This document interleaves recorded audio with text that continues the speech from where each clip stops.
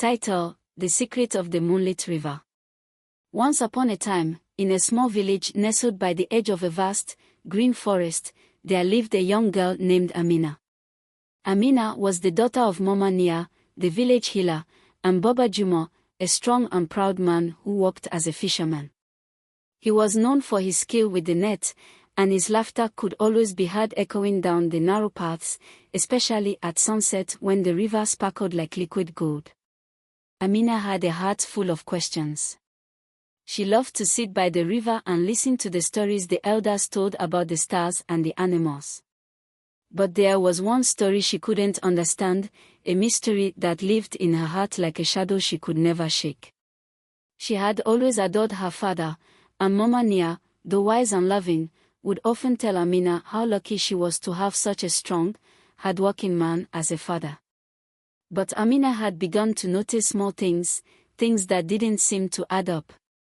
Sometimes, after a long day of fishing, Baba Juma would leave the house late at night, telling omalicha he was going to check his nets or repair his boat, but he would not return until the early hours of the morning. Omalicha, tired from her own work, would never question him. But Amina wondered, why does he always go when the moon is high, and why does he come back looking so strange?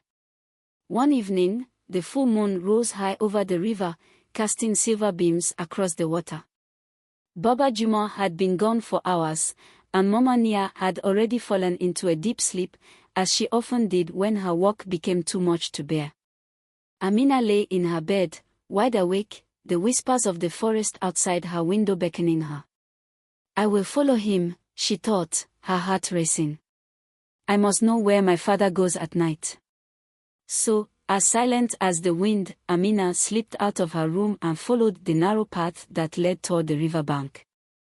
Her bare feet felt the cool earth, and the night sounds of crickets and owls guided her steps. She could see Baba Juma's figure ahead, his tall silhouette moving toward the forest.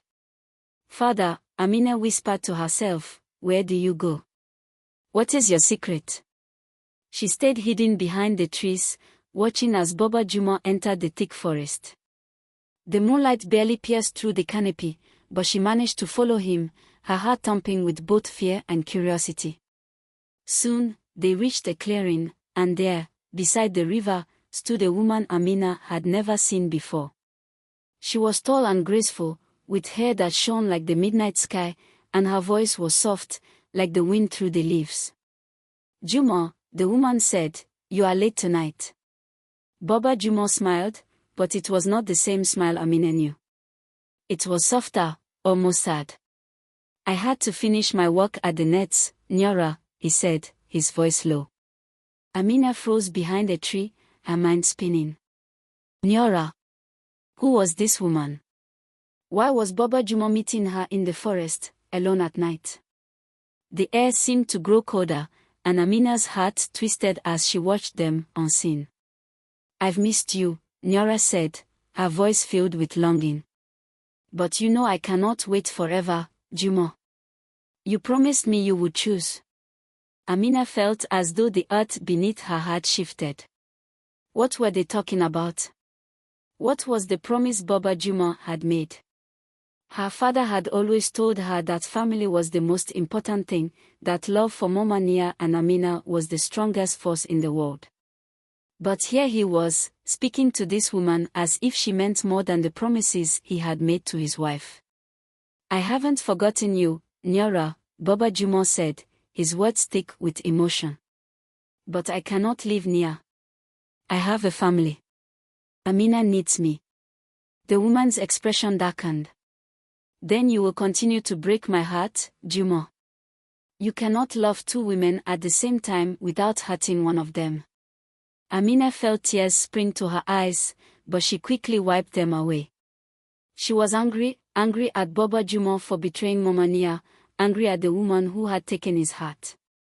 But she also felt a deep sadness, a sadness that this secret had lived so long between them, hidden from her. She turned and began to walk away, her mind racing with everything she had just seen. As she made her way back to the village, she heard Baba Juma's voice in the distance, calling out to Nyora, but she didn't look back. She couldn't. The betrayal was too deep. When Amina returned home, she didn't go to her room. Instead, she sat by Mama Nia's bedside, watching her mother sleep. She wanted to tell her everything, but the words caught in her throat. How could she break her mother's heart?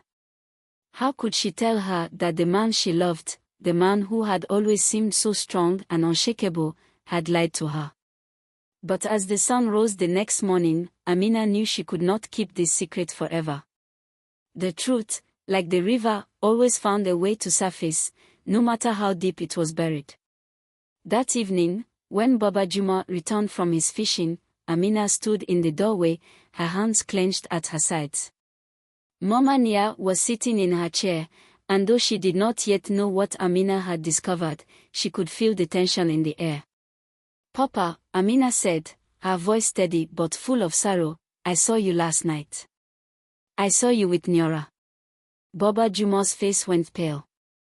His mouth opened, but no words came out. Mama Nia's eyes, filled with the wisdom of many years, met Amina's. She didn't ask how Amina knew, or why she hadn't told her sooner. She simply said, "The truth always comes to light, my daughter. No secret stays hidden forever." And so, the family's life was never the same again. Baba Juma, shamed and repentant, tried to rebuild the trust he had broken, but Mama Nia's heart, though strong, was forever marked by his betrayal.